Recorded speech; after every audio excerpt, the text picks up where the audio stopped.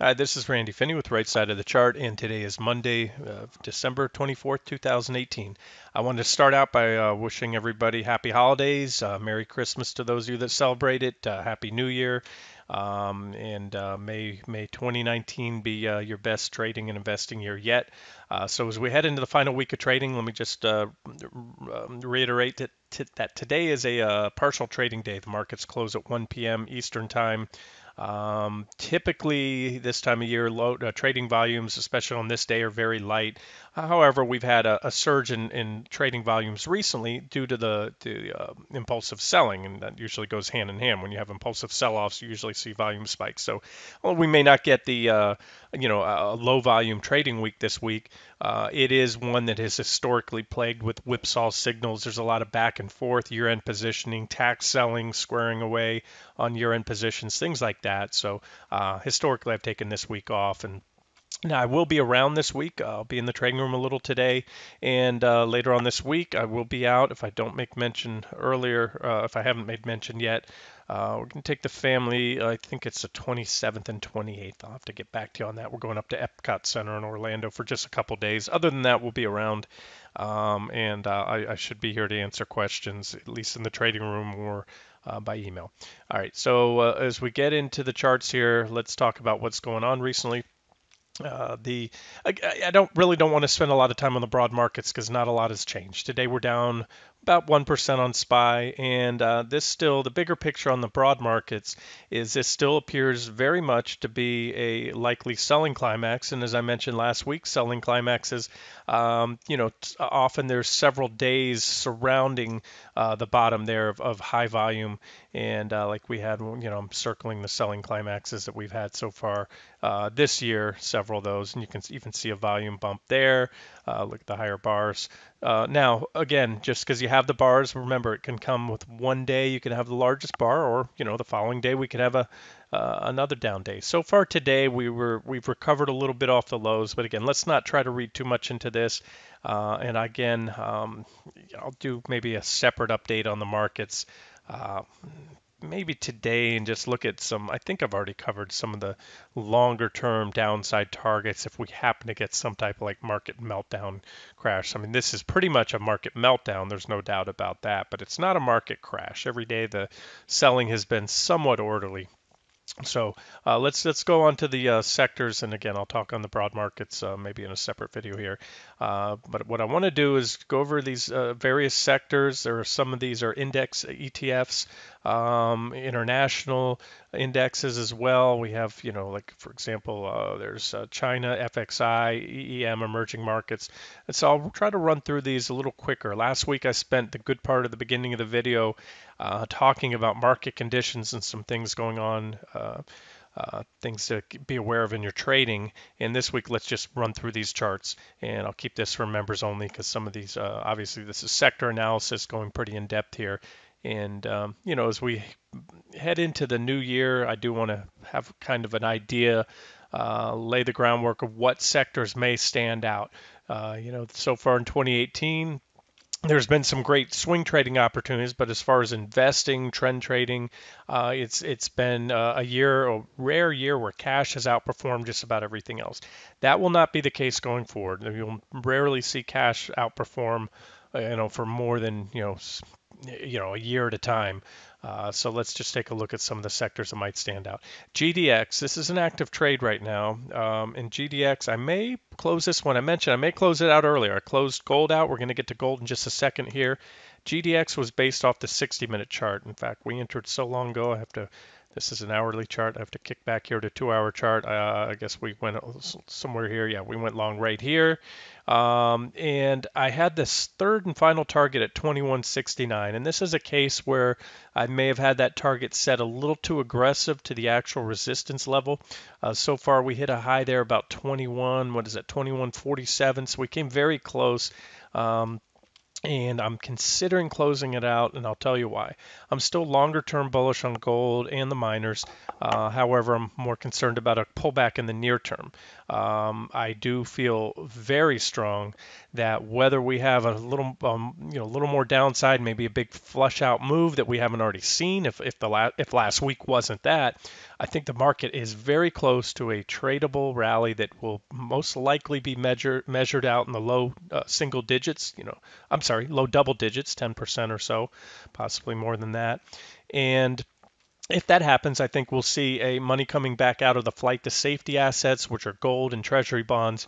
And what happened on GDX, I'll get to gold here in a second. I had a very well-defined resistance level here on GDX that was I was aligning that target on the 60-minute trade and was right around 21, and we actually hit that. So again, I would think I was a little too aggressive on this 60-minute target. So we're close to it now, and I'll communicate that, but I also want to, I'll communicate it officially on the front page is what I mean to say if I decide to revise that target. But I did want to mention that here we are. We've had, pretty nice gains from where we entered. This one, right now is still up about 16% or so, after being up about 19 or so percent at the highs right there. So still plenty of opportunity to book profits or at least tighten your stops. And if you want to know where to tighten stops, we don't have a very well-defined uptrend line.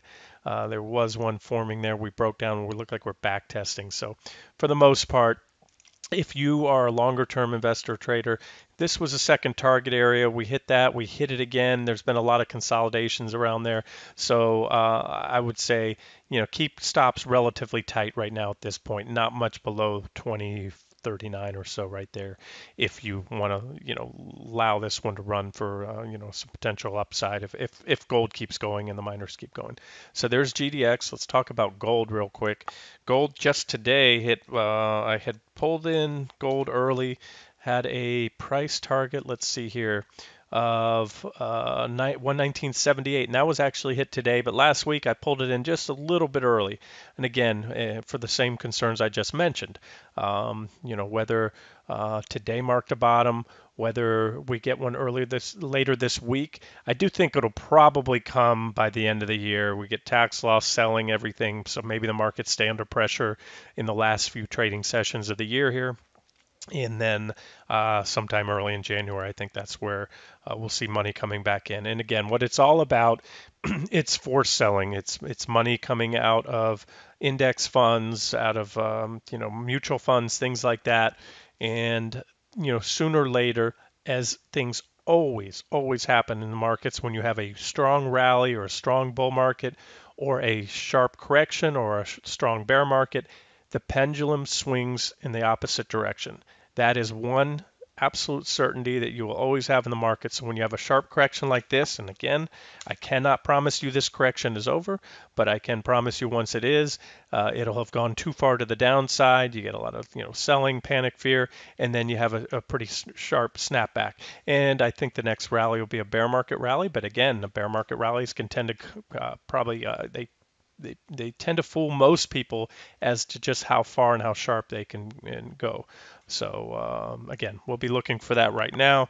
The risk reward to adding shorts here still remains unfavorable in my opinion, despite this trend, because we are so oversold.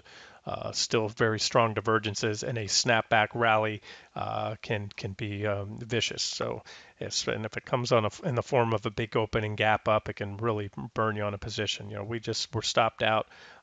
We've had a very high success rate on our trades recently, but we had a flurry of 3 stopped out, and they were very related trades: QQQ, IWM, and KRE. But if you look at the average loss between those 3 trades was about 3%. And that's trading 101. Keep your losses small and let your winners run or shoot for higher targets. So most of the trades that we've closed out successfully, if not all, have measured in double digits in the percentage gains. And so, the ones that we've had stopped out, we're talking about a 3% average loss in the last, on the last 3 trades that just were hit today and today and Friday.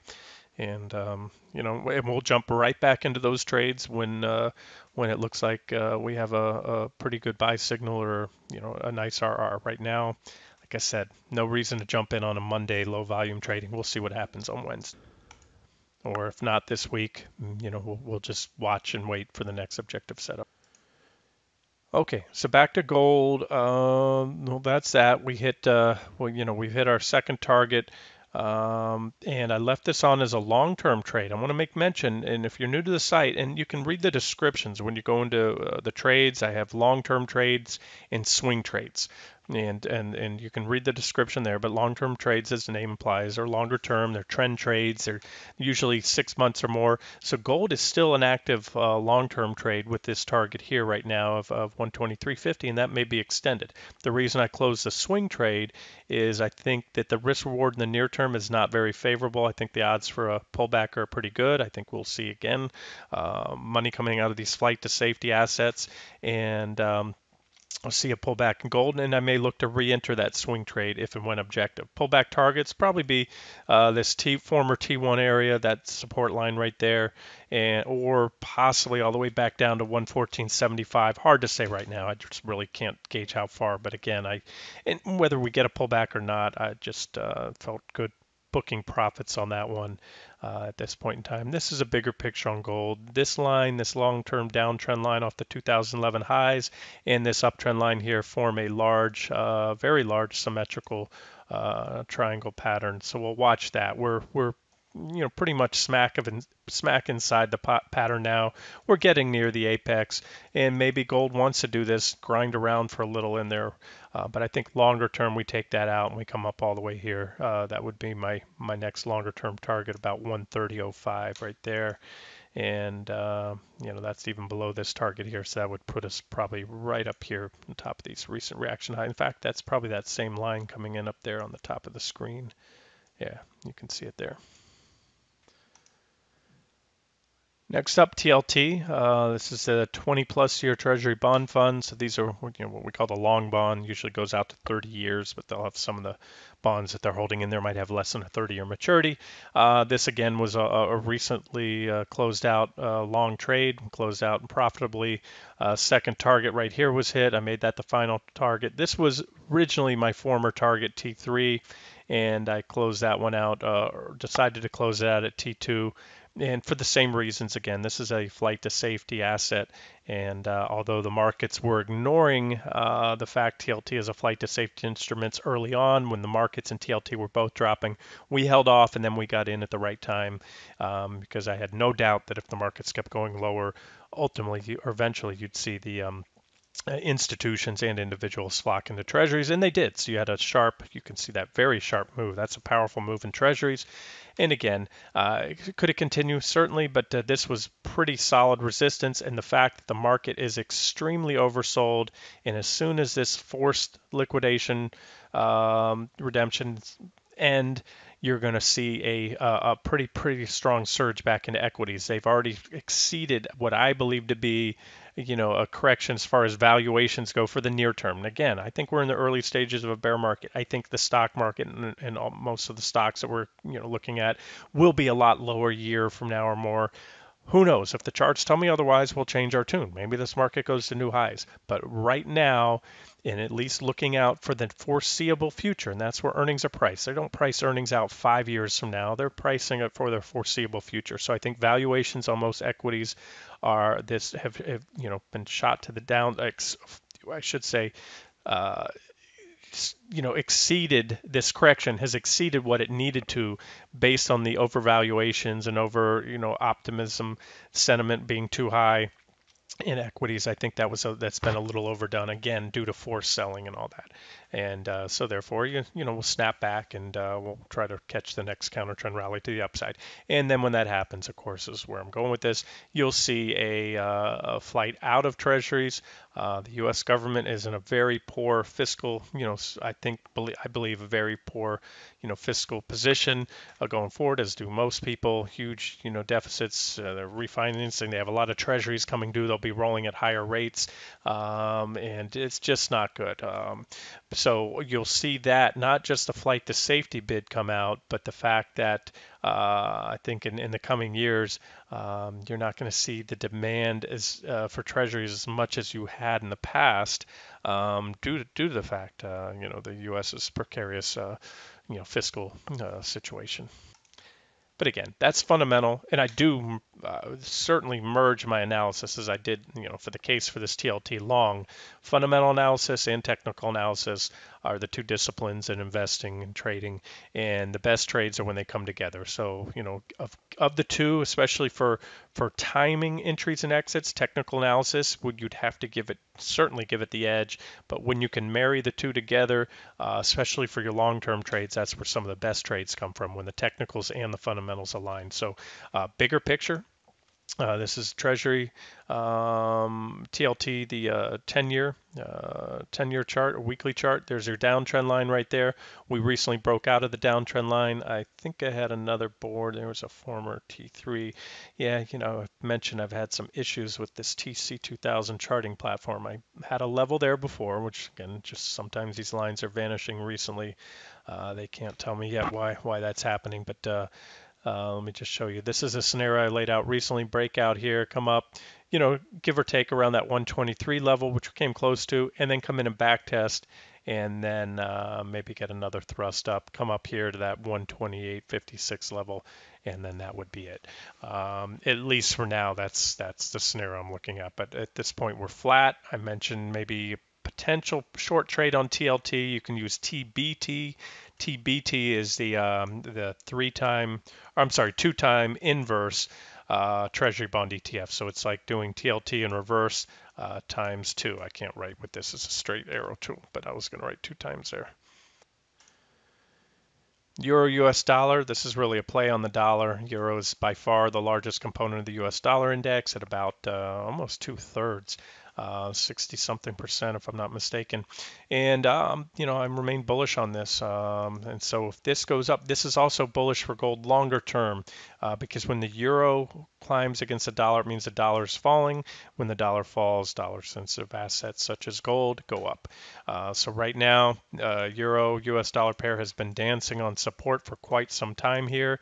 And when we look at the bigger picture, we had this multi-year basing pattern right here, and we've come back, and this is at top of the range here I have. So this is really a support zone, and we've been holding that support zone for quite a while. Bullish divergence here, just like we had negative divergence right here at the high. You can see the divergence lines down here. We had bullish divergence there, and so I'm looking for something like this, which puts me again longer term bullish on gold. Just near term, I think there may be some selling pressure, or even if gold trades sideways.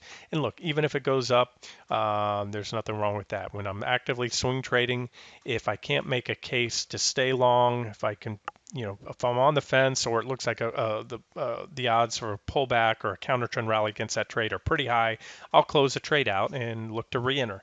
And that's rather, not stay in a trade, especially something like gold that doesn't pay any dividends. If you get caught in a sideways trading range for 3, 4, 6 months, you're not getting any type of return on your money. This is MUB, the iShares National Municipal Bond ETF. Some pretty decent support. I need to add another line right here. That's a level to watch, about 106.50 right there. We have a couple reactions right there. A potential downtrend line here. It's been pierced a few different times, and then some resistance up here. So again, I don't know. I don't often use this one as an official trade idea. The returns are really low. Usually high net worth individuals buying municipal bonds, since they're exempt from federal tax, and depending on your state you're in, maybe state income tax. But let's move on to that one. Away from that one. Again, if you have any questions, of course, on any of these, just drop me a line in the trading room. JJCTF, this is copper, copper ETN, and recently broke down from a symmetrical triangle, so the near-term outlook doesn't look so good. I don't know if I'd short it here. I really don't have a strong opinion. I'd have to study the charts of copper futures to give you a better opinion on that. FXI. We had a divergent low right here. We had a nice rally from that. There's just not a lot in the chart that I'm seeing right now that stands out. This is a 10-year long-term chart, a weekly chart, and you can see I have the 2 buying climaxes, one back in 2015, another buying climax. And see, these work just like selling climaxes. You can see the volume bars there. Let's turn that up a little bit. There you go. And you can see big this volume bar. See, this was a 1 day, or this is a weekly chart. So this was a one and done kind of buying climax at the top. See that huge volume bar that stands out. We didn't exactly get it there, but you can see from price action, we had that same near vertical rip right at the end there. And similar to what's going on in the stock market right now in reverse. And so you do have some support around here. China's gotten the snot knocked out of it, like most international stock indices have. But there's some support around that level, so it's one to watch for a possible long entry. I don't know if there's, and I wouldn't short it if the U.S. markets are going to bounce soon. Most international markets will bounce in line with us. There's not perfect correlation. Sometimes, in fact, this correction that we've had now in the U.S. markets was unique because we kept going up while the rest of most other world indices were dropping earlier in 2018. And what happened recently is U.S. started to play catch up to the downside. And we've actually outperformed most overseas markets in the recent correction that we've had now. So in other words, they're probably sold out. They corrected first, at least for the near term. And again, this may be the beginning of a new secular or cyclical bear market, but there'll be plenty of opportunities to trade on the long and the short side in the years going forward. And here's EEM, Emerging Markets ETF, at support right now. Again, I'll have to study this a little more. The point of this video is not to go in depth in any one sector. It's just to kind of give a broad overview so you have a bigger picture of how things look around the world, both the global indexes. We'll hit on a couple commodities here. We already covered the indexes, gold, things like that. If that level goes, there's really not a lot of support. You can see my next support's down here around 36.19.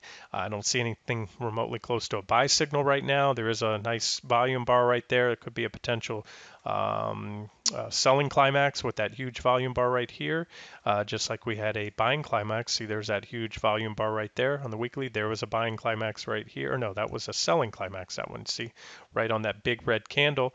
And so that marked a bottom. So again, these are the things I'm looking for right now in the U.S. markets. And sometimes you get the one and done, and sometimes it.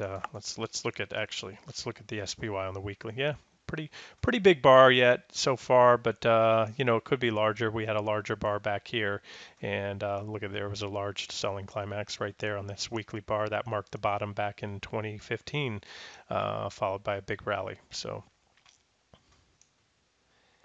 Next up, XME. This is the S&P Metals and Mining ETF. These are industrial metals, not the precious metals. So you have your, Freeport, McMoran, those type of companies. And here it is. So we're coming up on support, not super well-defined support, but like everything else, extremely oversold.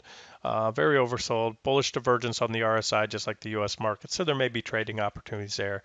I think once this selling has run its course and things reverse, you'll probably see most sectors in the U.S. bounce, along with the broad markets would be my guess. But we'll try to sniff out the most bullish ones, concentrate our money there, and any individual positions. Let me skip the global Dow. PBE, Biotech. This is one of several biotech ETFs. I need to lower that line right there. We have that reaction low back from 2017, and so we're at support. This is a pretty decent support level on the biotechs. They've smashed through that RSI divergence, at least not on the 9 EMA, but they have on the PPO line has already taken out the divergence, but not the RSI. So there's still the potential for a nice rally here, whether we have divergence or not. Again, guys, the divergences are not a requirement for a rally or a top. But you can see here, all my divergence lines marked. The divergent highs told you when to get out, when to short the trends. And again, those divergent highs were all in a bull market. That's the point is you can have these bullish divergences work in a bear market if that's what this is. And of course, by that 20% metric, if you consider a bear market, this isn't a bear market. Is in a bear market. It's down over 28%. But that's run of the mill for biotechs. You look at the bigger picture on the biotechs, they move up and down. Their corrections, in other words, in the biotech sector are usually 20% or more, not just 10% like the stock market. So there's PB. And let's go on to the next one, investment brokerage. These are your brokerage companies, national, so the big brokers like Schwab and E-Trade and those types. Coming up on support, I don't have this chart marked up, but I can see there is support right about there. Let me pull that line up there for you. So there's some support there, and there's support below. And again, it's a matter of when all these forced redemptions, all the panic selling and liquidations ends, things get ugly. This sector, just like the markets, could continue down. I mean, I see about another 14% till we really get to a very solid support level. But we are at support now, and again, very oversold. And so I would be surprised if we dropped another 15% in this or another 10% in the broad markets without a sharp snapback rally first. But anything's possible. If we get any type of like crash type scenario over the next week or so, then we could go down there, and that's why I'm doing this video, so you have some levels to look at to step in and buy if there's really a lot of blood in the streets. I mean, there was some blood in the streets last week, but not a complete bloodbath. Again, more of almost an orderly sell-off. I don't want to underestimate what happened last week and Friday, but they weren't crash days. I'll just say that. All right, there's TNX, the 10-year Treasury bond ETF, and you can see these are not the ETF. I'm sorry, these are the yields. So the 10-year yield just broke down recently. That means yields are heading lower, bonds are going up, and this was also a function of two things, as I said fundamentally before it even happened. I said what happened is that you would see when the stock market corrects. Bonds would go up. Remember, bond prices and yields are inverse. When yields drop, bonds go up. So there was a flight to safety into 10-year bonds along with the 30-year and all Treasury bonds, and that pushed prices up and yields down. And then at the same time, because of the falling stock market, we had economic growth revisions go down as well.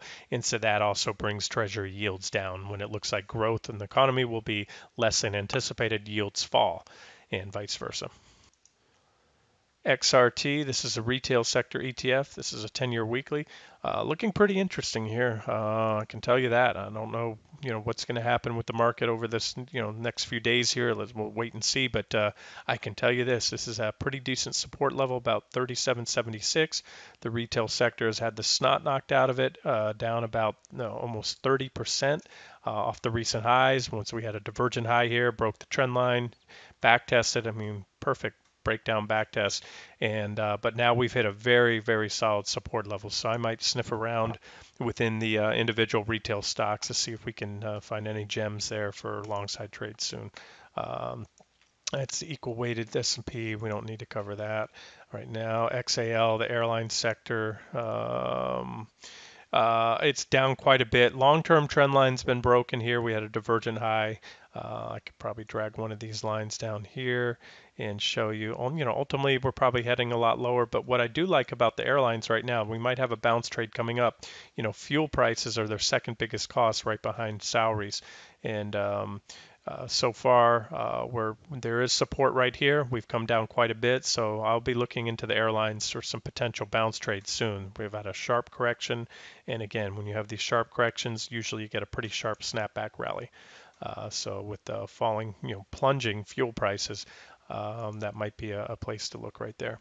NASDAQ Composite, again, we've already covered the broad markets quite a bit. XBI, this is the Biotech ETF. XBI is the one that the biotech sector that LABU and LABD invest in. So if you like those 3-time leverage ETFs, just remember they're not good long-term hold vehicles, but if you get in at the right time, you can have some explosive gains in those. And here, I just dragged this line here. So you actually still have the divergences, barely, but they're still intact right now. I mean, long term, this thing doesn't look good. You can, and don't underestimate how far the biotechs can fall, just like the semis. When they go up, they really go up. The trends can be very powerful to the upside, but likewise on the downside, the trends can be just as powerful. And as you can see from that correction back in 2015, which was well within an ongoing bull market within the broader markets, we had a very healthy correction back then, about a 50% drop in the biotech sector. So again, so far we've only dropped, quote unquote, only about 36 or so percent. But before all said and done, biotechs may come all the way back down here. But again, nothing goes straight down forever. You can see these counter trend rallies. The first counter trend rally we had in the biotechs was about 35%. The second counter trend rally we had was about 20%. And I will trade those all day long, when the chart's set up for that. IWM, still loving IWM. We got stopped out Friday, but no, Yes, Friday on IWM. But one of my favorites once we get some signs that we may have a bottom in the market to trade for the, looking at the same targets as before. We're not much below where we stopped out on Friday. So not much else to say. Let's just wait and see for the charts. Right now we have a little doji right there. Again, we have the potential selling climax in play right now. And we just need some type of half decent evidence that this is over, and we'll maybe take another shot at it again, and keep our stop small. Oh, we lost, the stop on IWM was hit, and our total loss was 1.8%. I'll take 1.8% losses all day long to try to get gains that measure, up to, 12, 13%. That's a very attractive risk reward. Nobody bats 1,000, and again, like I say, you miss 100% of shots never taken. So, nothing ventured, nothing gained. We'll get it on the next one, hopefully, and if not, then we'll try again. SMH, this is one of several semiconductor ETFs. Bullish divergence right now, pretty strong divergences on the daily chart. But again, remember, those are not buy signals. Prefer to see a stock or a sector or an index at support. We do have some support. Let me raise that line right there. That's 80, 90, about 81, right at about 81. And we're a little bit above it, putting in a doji today. So maybe a potential counter trend rally coming up here in the semis. And this sector moves too. If we bounce back up, I would think we'd come up to about that $88 level, and that'd be about a 7% rally if we get it. Weekly chart still looks like death, I think. We just took out some major long-term support, and we also were extremely overbought and overvalued in these semis. And I've made the case before, when they correct, they go down quite a bit, but they've had a pretty healthy correction. And again, nothing goes down forever. So whether there's more downside or not, I think this was probably a major top, but again, trade counter trend rallies. I was just showing you the initial target, the potential target, but again, we don't have a buy signal yet. But maybe we'll rally all the way back up here to that 95 level, and that's about 16% or so. All right, we're going to go a little quicker so I can wrap this up. I really wanted to hit on all these sectors. IYR, this is the REIT ETF. One of a couple out there at support. It's just gotten the snot knocked out of it. There it goes. My line's finally populated. There's a support level right there. So extremely oversold. Oh, here's that support level on a weekly chart. So oversold at support. Maybe a trade in there. We can see some potential divergence right there if we can turn up soon. So maybe one to look at there. Utilities also gotten the snot knocked out of them recently. A lot of things that held up just finally cratered at the end with this forced selling again. When the market goes into liquidation mode, everything gets sold. The baby gets thrown out with the bathwater. And you can see utilities, which were catching a bit up until right here because they're defensive issue stocks, just started getting sold down with all the program selling and all the margin calls and all that good stuff. But we are coming up on pretty decent support. These two lines here, that's about 51, coming up on support at 51 or so. BGJ, there's another Chinese ETF. Invesco, Golden Dragon, Halter, USX China Portfolio ETF, and nice divergence. So China is maybe setting up for a rally, and especially if the US can rally, where would this one go? I think it would go, my target would be, if we can get a decent rally going in the markets, I think we'd swing back up here to about the little above the $36 level. And that'd be about 17, 15, 17% maybe. Get in, get out, see how things look at the time. NDXE, that's the equal weighted NASDAQ. Basic Materials, XLB, divergent low right there. You can see some pretty strong bullish divergences setting up on both the RSI and the PPO. Let's see if we're at support there. A weekly chart, I haven't updated this one in a while. I would say right here, this is our next decent. This is a very solid support. If we come all the way down here to not much further either way, but about 46.32. That'd be about another 3.5%. So maybe on a washout move in the market, if we haven't already washed out, then that would be certainly an objective area to go long, especially if these divergences are still intact here. That's XLB. XLF financials. I think this is an overshoot here. I think the financials are certainly due for a snapback rally. This was a pretty decent support here around 23, and we've overshot it. So look for recovery. That would be bullish if we can recover that level in XLF. You can see it on this weekly chart as well. That's a very well-defined support level. Was support here for many months back in late 2016, early 2017. Again, we overshot it. Pretty much today. Is that, yeah, that's today's candle. So we closed on it last week. We overshot it today. Remember, today is Monday, Christmas Eve day. Markets will be closed soon, another hour, less than an hour and a half. And so I wouldn't read too much into this. I would put good odds that we close back on or above that level this week. So I like the financials. And again, I picked the regional banks. Let me just get to that now, not get too far off topic. KRE, I went with because I think there's more upside to come on a snapback rally. Look, KRE's already, which I suspected it would do, but I'm going to, this market has been brutal lately, and so I'm not giving any extra room to the stops right now, but it's pierced below the stop today and moved back above. In hindsight, this would have been one to use a daily close on instead of QQQ last week, which had a big down day and then was stopped out on that close.